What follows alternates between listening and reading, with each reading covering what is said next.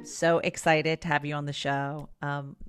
We met during Venice Cocktail Week, and I cannot believe that I don't know you already for 1,000 years. Right? I mean, like I said when we met, it's a big world, but it's a small world, but it's still a big world that we can have not crossed paths or met before. I know. I feel like there's something wrong with me. I should have known Forrest Collins. Likewise. Thank you. Now, I know you, but everyone else might not unless they've been to 52martinis.com. Tell me a little bit about how this American got to Paris. Well, just, I think so many Americans have that dream of living in France, right? Like Paris is kind of the big, holy grail for so many Americans. And it was for me.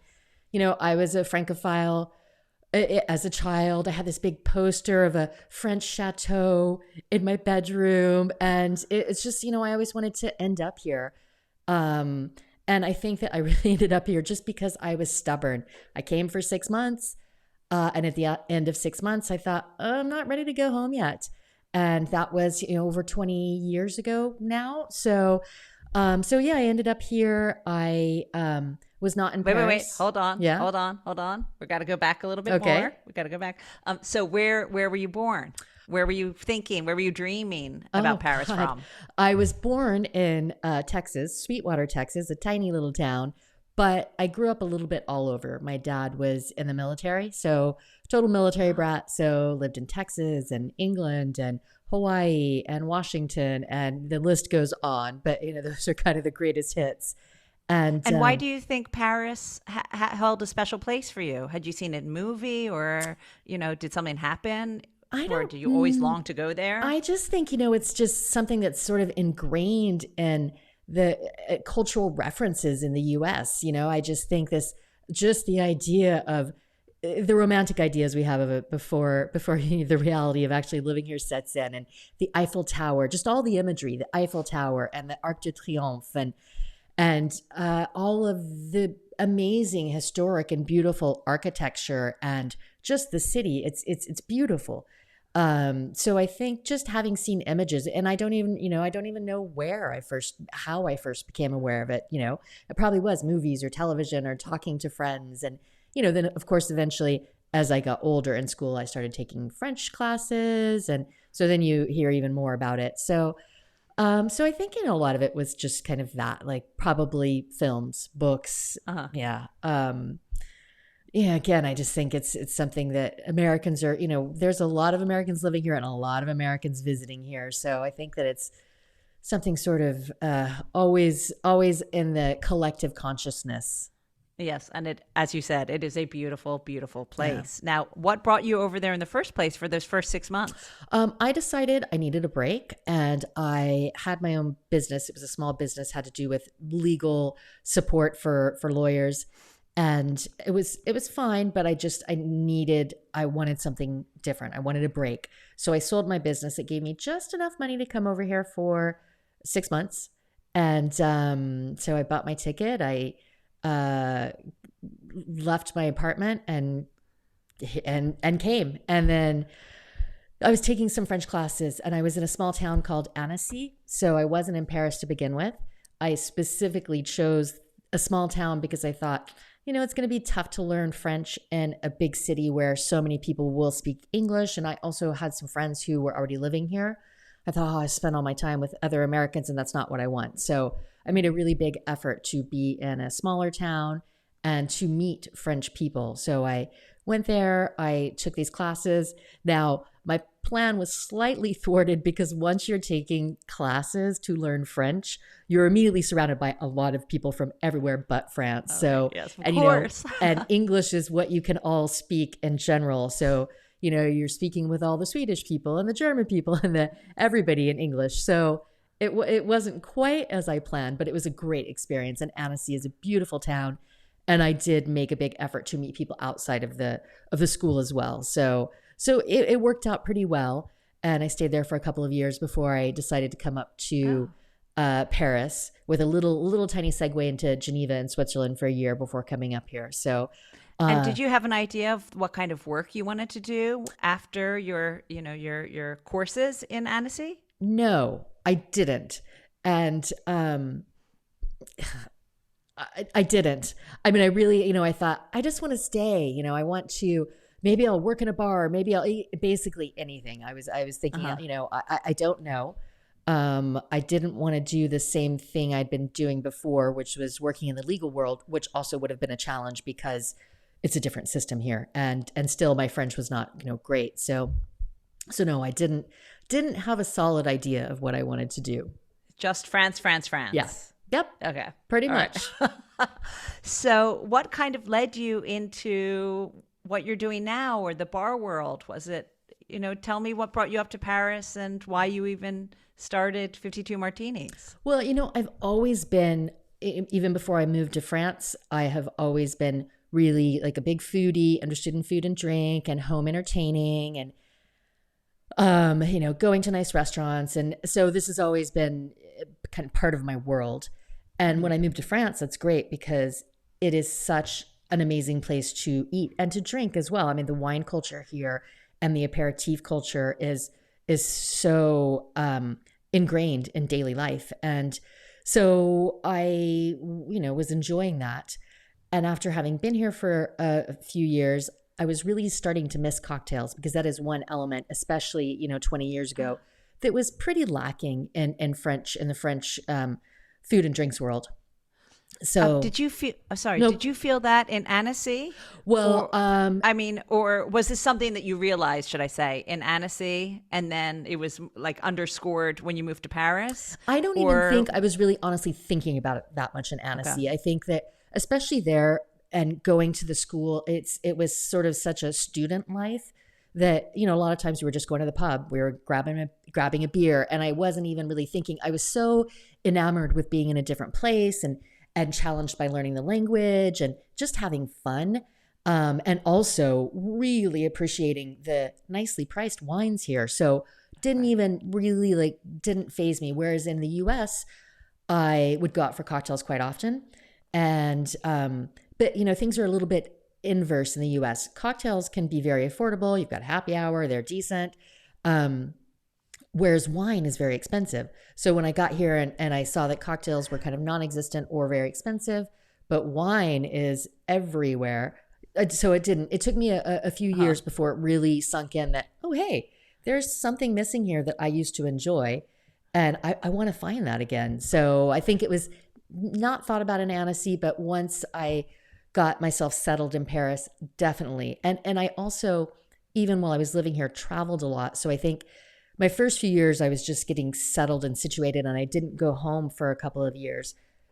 But once I started going back home or traveling with other food and drinks friends to other places, to Germany or to Japan or to London, these places that, or New York, that really, really embrace cocktail culture. And especially at this time, it was around 2002. Now, I guess when I was in Paris, it was more 2003, 2004. And this is really when the kind of the cocktail revolution kicked off again, this sort of cocktail renaissance that we are seeing now. So I think that's really like the travel outside of France and then coming back and realizing, hey, I missed that. I missed that from, we need that here. And so that is really what started 52 Martinis. It started just because I like to be very organized about things. So I thought I'm not just going to sort of randomly look for cocktails. I'm going to start this project where every Wednesday I have a couple friends and we go and we try a different bar, and I'm going to order a martini just to have this really nice way to compare things, kind of the standard of comparison. And so that's what I did. So it wasn't just like, oh, I think I'll start drinking cocktails. I was really actively looking for this. And so what did you, how did you even start? Was it the place around the corner or the Hemingway bar? Where that's a good question because, of course I started where everybody starts when they want to know, what do? I went to Google, and coincidentally, it was really just after the Experimental Cocktail Club had opened here. So my first plan was, yes, I'll go to the Hemingway bar. I'll go to Harry's, for the bloody, where, they're famous for their Bloody Mary. But I thought, okay, now, there's got to be something else. So I stumbled across the Experimental. I did some reading and comments, and okay, it sounds like these guys are very serious about their cocktails. They'd also spent some time in New York. They were kind of bringing over this same style that you were seeing in places like the Pegu Club back in the day. And so I thought, all right, this sounds like a really good start for me, and surprisingly good start when I was feeling so like, oh my God, there's nothing. And so I went, and it was great. It was great. The cocktails were good. My martini was excellent. They were, asking really good questions. Do you want a lemon zest or an olive? Whereas normally when you were going to French bars, especially then, when you asked for a martini, you would just get martini vermouth, the sweet vermouth. Oh, I love it. And so it was really in the early days, except for when I happened to come across a place that like the experimental, most of my first visits were to places that, you'd kind of look on, I don't know, Yelp or wherever to find where people were reviewing cocktails. And you'd go and they would be pretty mediocre. The first few places I was going to, it was this situation of you're getting kind of either sweet vermouth or warm gin that's very, very watered down. Yeah, it was a challenge in the beginning for sure. I mean, it was, hard to find places to go to. Whereas, fast forward 20 years, now it's hard to cover all the places, and almost every cocktail menu has a martini. And I like to think that I'm part of, the early wave that ushered in the martini as a very typical drink to find on a bar menu here. Now let's talk about that love of martinis and why you started with a martini. Had you been a big martini drinker, and what is your martini of choice that you were judging them on? Well, I had been somewhat of a martini drinker. I had kind of been easing into it at that point. But once I really started exploring it, I just fell in love with it. It's both simple and complex. Basically it's gin and vermouth, but there's so many things that you can do to make a fantastic martini. You want your glasses chilled, you want the proper dilution, you want your cocktail to be cold. I like to add orange bitters, which is, kind of an old school way to do it. Whether or not you use an olive or a lemon twist, and all of these things that make a difference. So for me personally, I like a pretty standard London dry gin, and I like about 4 parts gin to 1 part vermouth with a couple of orange bitters. I stir it, which I think most of us now in the cocktail world know that it's stirred, not shaken. But got to be fair, every once in a while I do shake it if I want it a little tiny bit more diluted, or I want it really, really cold. I'm not against it. I'm not going to say that's a terrible thing to do. But I stir. Those are my proportions. I put it into an ice cold glass. And I put I express lemon over it, but I don't drop the zest in because I don't really like that floating around in there. And lately, my different little touch is instead of a lemon zest, still express the lemon over, but to drop in there, I cut a tiny bit of confit lemon. What do you call?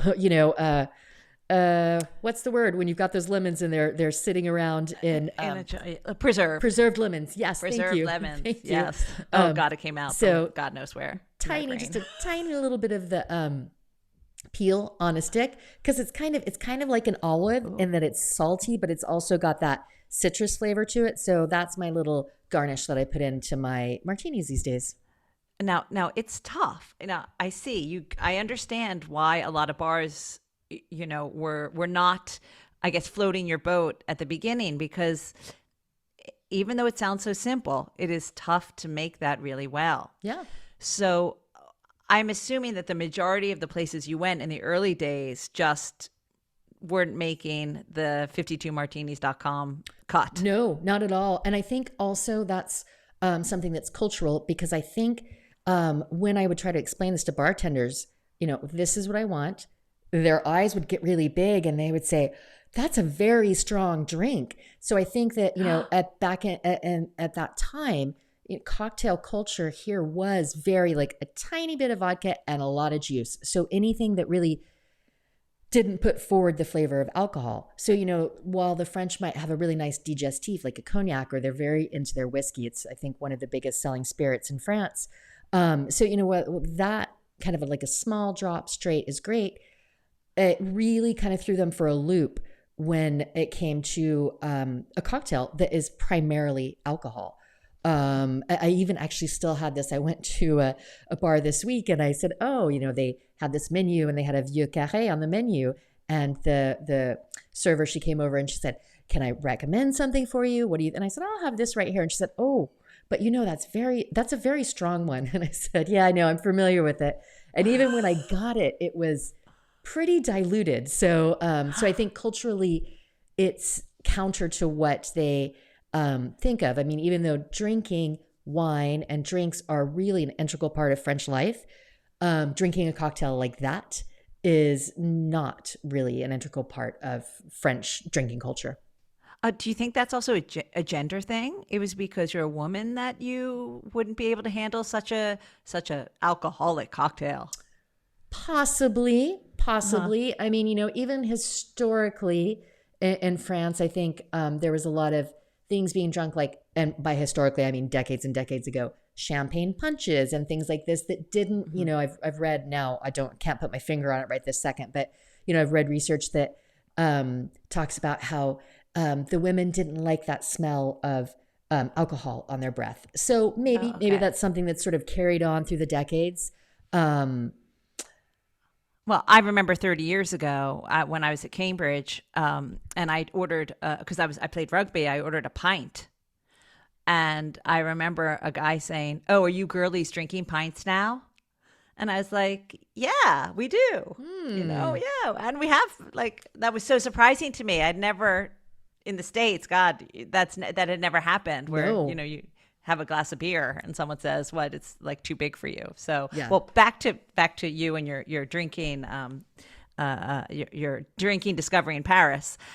So the experimental, fabulous. You got your what you wanted. You loved it, but there weren't that many experimentals No, there yet. weren't. There weren't. I mean, So they did. yeah. I mean, they expanded pretty quickly. They opened, which is now closed, but the Curio Parlor and the Prescription. So even in the early, I mean, they've expanded so much now globally, but in the early days, just it took a year or two, and we were seeing better quality of the kind of Uh-huh. cocktail bar that you or I are used to now popping up. But yeah, it still was really a challenge. And but you kept writing for 52 Yeah. martinis. I mean, back in the early days, I would write, regardless of whether it was good or bad, I would just write Uh-huh. this, this was my experience. This is not a place to go for cocktails. And my thinking was back in the time that I don't want, I don't want somebody to think because it's not on here, then it's fair game. I want people to know, yeah, that's not such a good place to go. Now there's so many bars. I don't really have time to write about the good, the bad, and the ugly. And I don't really go to places anymore that are, so bad as the kind of places I was going in the beginning. Because now, I mean, we've just gone Right. through, we're on kind of a third generation of bartenders that are, opening bars and creating places. And yeah, it's easy to find something good now. Yeah, and how long do you think it took from your first, fabulous drink at the experimental to all of a sudden realizing, oh my God, I'm getting really, really good martinis or cocktails kind of everywhere I'm going. Like this is a thing. I would say 5 or 6 years. I think things really hit their stride in 2012 in Paris. Uh-huh. That was kind of the big year of explosion for cocktail bars. I think that's when, all of these kind of much like maybe like the Pegu Club sort of spawned all these other bartenders that went off to create their own things. That is when it really started to flourish in Paris. These bartenders that had started working at the Experimental or at the Curio Parlor, etc., they were off creating their own. So I would say 2012, it was easy. And I would say really, but only in the past, I guess I'd say in the past 4 or so years, it's hard because, we're coming out of COVID. So was it right before COVID or now? But now almost everywhere I go, I see the option for a martini on a menu. So Mhm. 2012 exploded and it was easier. But now in the past 5 years, that's when really martinis are ubiquitous. Now, for you as a writer and as someone interested in drinks, uh, how did you see, I guess, your business grow and you become such a presence in this world of drinks? Definitely one of the top industry people in drinks. Um, how did that progression happen for you just starting to write and then being, the chairman of France for World's Best Bars. Yeah, well, that also was kind of an explosion that happened around 2012 when really people were just starting to take notice. It was no longer sort of a niche interest of kind of the advanced, not trendsetters, but the first people in. I think 2012 is when it started to kind of go, okay, the second round of people who know what's up. So that's when I started to get a lot of people reaching out, wanting to talk to me, wanting to interview me, wanting to learn a little bit more about it. And that happened really quickly for me because I was the only site writing about cocktails at that time in English, and probably the only site even, of the French sites that was writing exclusively about cocktails in Paris, just real like deep dive knowledge, just Paris cocktail bars. So, 2012, it started growing. And then as cocktails started going more mainstream, then, that's when you sort of see me doing more things that I guess address like cocktail questions and needs. So deciding to start my podcast and, the first inklings of thinking about doing my app for Paris cocktail bars and that kind of thing. And at the time, that's also around the time that the world's 50 best bars list began. And this is before it was associated with the organization that also handles the restaurants now. So this was very early days for that. And I had been invited to be a voter for that. This was also back when voters were public. The whole voting list was public. Obviously, that's changed since then. But so it was kind of slow going and just real passion project. And then I realized that other people were noticing this and had a need for it. So it wasn't just, I'm creating this blog to share with my friends because every time they come to France, they want to know where to drink, and it's easier to organize this information in a blog. It's like, oh, people that I don't even know want this information. So let's find some other formats where we can share this with other people, where I can get on the podcast and talk about the trends and traditions of drinking here. And, and I can start putting together something that's more mobile in the app. So yeah. And then, I think, so it was really exploding 2012 and then for the next several years, but then it also plateaued, interest in me plateaued a bit because suddenly now it's mainstream. So now there's multiple sites and, I was getting lots of people reaching out and saying, I love your blog. I want to do one too. And, do you have any advice? Which is great for me because I think that's great. I don't need to be the only person talking about it. And there's room for a lot of this discussion. So I don't want to just be the only one shouting in an empty room. But also that also means I am not the sole source for cocktail information, which is also fine because I have very specific tastes and opinions, and so it's good for everybody to have something that they can go to for their information. Exactly. I feel the same way about competition and there being a lot. Everyone has their own voice. Yeah. His or her own voice. And, that's why people keep coming back because they want to hear you and you alone. Now, let's talk about your podcast. Yes. Why did you feel that you wanted to start your podcast? I was really just interested in learning more about podcasting. I thought I was listening to a lot of podcasts at the time. I had a friend who was putting one out and it seemed really fun and interesting. So she just helped me get started. And the idea, it's gone through a lot of transitions. I started it, when we were talking about, I can't remember, was it a decade ago? Was it 12 years ago? I don't remember anymore, but it was probably one of the only cocktail podcasts also when it started. And so I was really ambitious. I was doing a weekly show. I was interviewing 3 people per podcast and they're only 30-minute shows. So it was a lot. I was running around and it was really difficult to maintain. I wasn't very good about sticking to my schedule because it was just, I realized this is too much. So I was then approached there's a radio station here. It's a nonprofit radio station called World Radio Paris. And they approached me. They wanted to take my show and put it on their rotation on their shows. And they were going to do the editing and the production as well. And so I thought, this is great. This is going to give me more structure. I really need to figure out the best way to do it, which is why I went to just a monthly show and one person on the show, one very specific topic. And for me, that's better. And then, I just send the files away and they do the production and it goes on the radio show. But then also, of course, it goes out in podcast format on my site and iTunes. And you know how that works everywhere you get your podcasts. So for me, that's been good. And I like the monthly schedule. Also as a podcast listener, because I get so backed up on my listening to my podcasts. So I'm going for quality over quantity, although lately I'm kind of itching to do a couple a month because there just is some interesting topics to dive into. And it's not just for sharing the information. For me, it's such a nice way to learn about things. So it gives me the occasion to ask an expert questions that I might not know about Armagnac or, other different parts of French drinking culture. 100%. I feel like I learned so much from my Yeah. guests, definitely. And I'm interested in learning, and that's why I have them. So I totally understand. I can't even imagine how many podcasts there were when you started, because when I started mine in 2016, there were 250,000. So there must have been like 10,000 when you started. Yeah, It must I'm have been gonna have tiny. to. I'm gonna have to look back and think about this because yeah. I really don't remember when I started, um, I know it's but it's crazy. been And down. now Yeah, I just did a talk. There are 4,750,000 now. So that's a lot of stuff to get through if you're a listener. absolutely. Absolutely, absolutely. And so tell us about the projects that you're working on now. Oh, Well, kind of maintaining projects with the site, with my blog, 52 Martinis.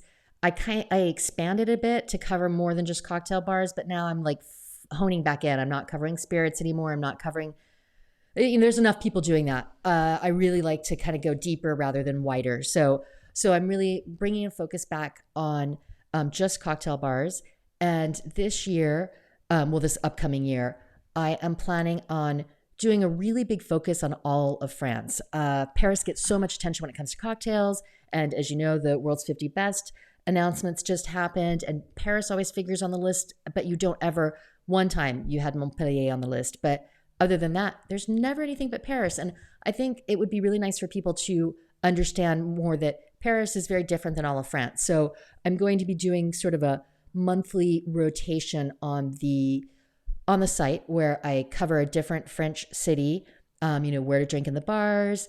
And then I do a podcast in combination with that on local drinking habits and practices and spirits. And, because there's really interesting regional divides in drinking and in spirits and in aperitif culture. So my big project to be focusing on next is sort of a tour de France of cocktails and bars.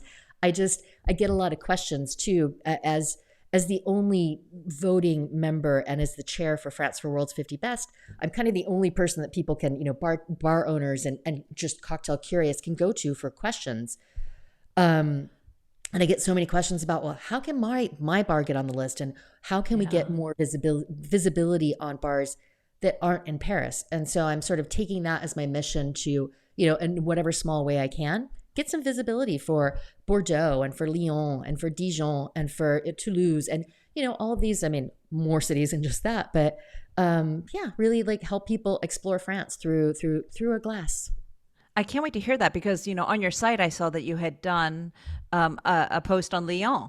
And actually, this leads so well right into the question that I was going to ask next, which is about kind of the drinking habits that you see either the Parisians or the French on a whole that you feel are quite different from anywhere else in the world that you either remember from your time in the States or just know from traveling. Well, I don't know how different this is from every place else, but I do think, cocktails are very popular here, but they are still a very popular trend. So, and I think this is evidenced by, and this probably happens in lots of places, but I went to a press event this week and there was me and one other cocktail writer, and all of the rest of the other journalists there were lifestyle journalists. They were very young lifestyle journalists because this appeals to a young crowd who wants to be trendy. They want to think they're on the cutting edge, but we're actually really in mainstream moment for cocktails here. But but in general, when you're talking about sort of real French drinking culture, it's very traditional. You have your apéro, and it's probably a half pint of beer or maybe a glass of white wine or maybe champagne if it's a fancy one. You have that, you have one, you have wine with your meal, you have a digestif. So, you just don't see cocktails really taking hold and being integrated in a bigger way in sort of food and drink and restaurants and the culinary undertakings of the French.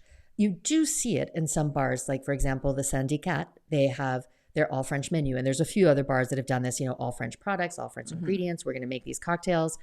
We're going to take you back so that you're drinking what your grandpa used to drink. Calvados and cognac and all of this. But so I think what really stands out to me is that the French are not embracing them in the same way, which is unusual because we have so many spirits here that are really the cornerstone of cocktail culture. The cognacs and the eau de vie and the liqueurs. You have Benedictine or Chartreuse, and vermouth. Dry vermouth, which are crucial to cocktails. So the French have these great products, but really they drink these products separately, and that could be this national pride, right? We created this amazing product. It's amazing as it is. Why do we need to mix it together? So there's that. This idea of drinking things straight, and I also think you'll find this in the U.S. too. Though there's really interesting kind of regional practices. You've got pastis that's in the South, and that's kind of such a big deal there. And now, of course, I can't think of other regions off the top of my head, but certain things that different areas of France will focus on drinking. So little regional pockets of trends, but and a real pride in these ingredients on their own. It's so funny that you say that. I think it must be definitely an Italian and a French thing, because I was eating some ice cream, some gelato in Venice, and I realized that it used to be that in a small cup you could get a million flavors. So if you wanted 4 flavors, they just piled them in.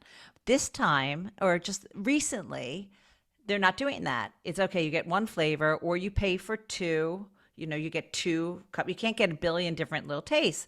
And I kind of complained to someone. I went to a gelato place. I said, "Why are you doing this? That's so not nice." And he said, "Because you need to learn to just eat one thing at a time.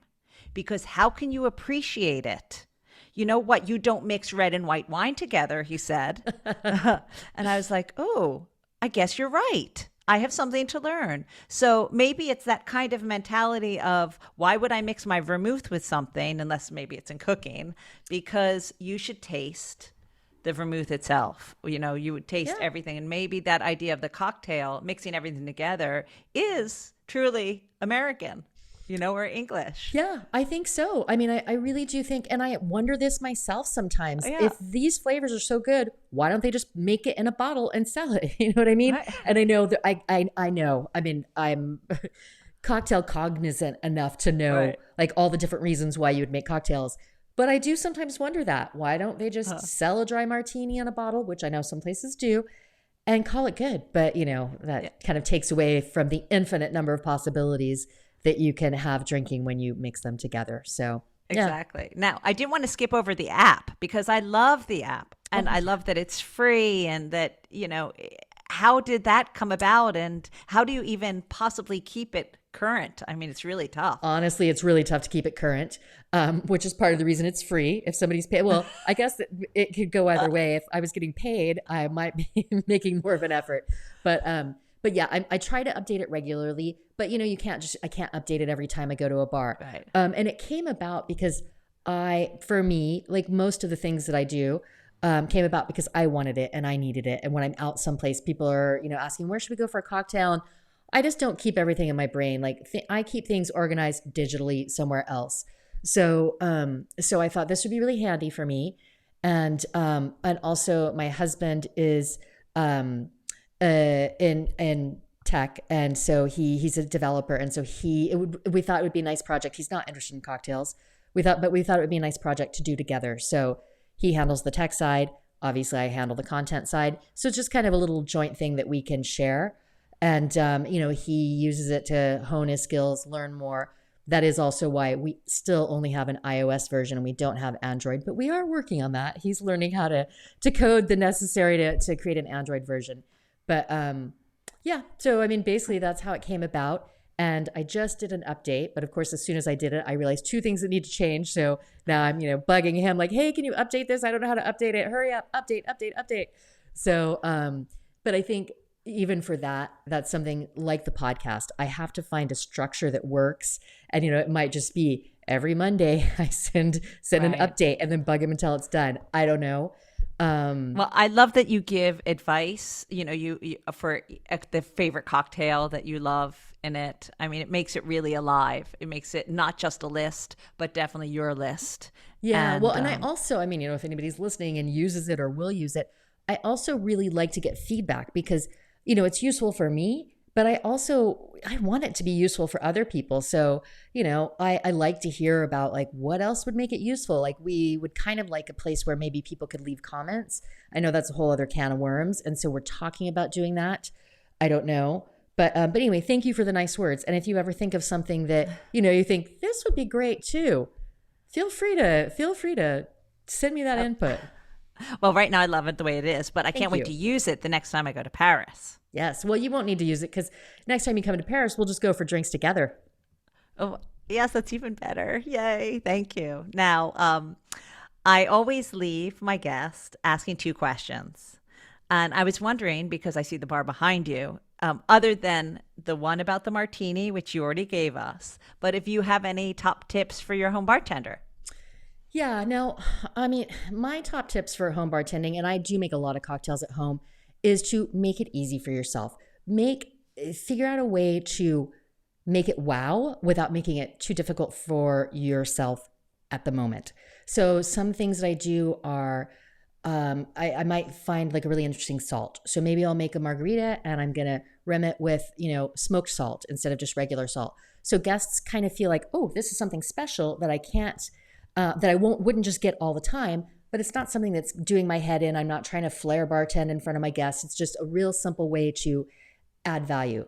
Or I have a drink that you will be sharing, and it's basically a riff on an old fashioned. But what I did is I went and I bought these little perfume bottles, the little flacon with the little stoppers, and it's the exact size of the amount of alcohol I would pour in as an old fashioned. So what I'll do is before guests come, I always batch that ahead of time, and then I pour it into the little glasses and I put it in the freezer. And so when I serve them to people, I bring out a glass with a big ice block in it and the little perfume so they can pour it themselves. And it's not a big deal and it doesn't really change the cocktail, but it makes it more interactive for the guest. It's not something that takes extra time for me. It's just pretty, and they get excited and they feel like they're part of the cocktail making process. So little things like that I think are nice touches. I also have little, temporary tattoos that I had created for my logo. And so if somebody orders a martini, they get a little tattoo paper clip to the edge of the glass. So it's really pretty basic drinks that I make, but with tiny touches that add value. And my other big tip for the home bartender is when you're having people over for drinks, make a menu, create a menu. I have a whole little menu like in its little cover because it's hard when people come, you say, what would you like to drink? And they look at your bar and people are overwhelmed. So it's easier for you because you know what you're going to have to prepare, and it's easier for them and it's fun. It adds a little bit of something special without, it actually adds something special and makes things easier for your guest and you. So I love making a seasonal home cocktail menu. Those, let me say, they are, and excuse my French accent, très, très chic. Well, I thank you. love those. And what I love most about them, because I've never heard these, I've heard a lot of ice, buy fresh ice. That's what I love about these are that you are thinking about your guest. Well, And and it's not isn't about that you really what making it it's for all yourself. about, right? It's like the nicest way, this is why I like home entertaining. The nicest way you can show that you love somebody is to make them have a great time and make them the star of the show. You're not the star. I'm not here to so you can see me shaking and pour. This is about Of you. course. Yeah. Of course. And I love that.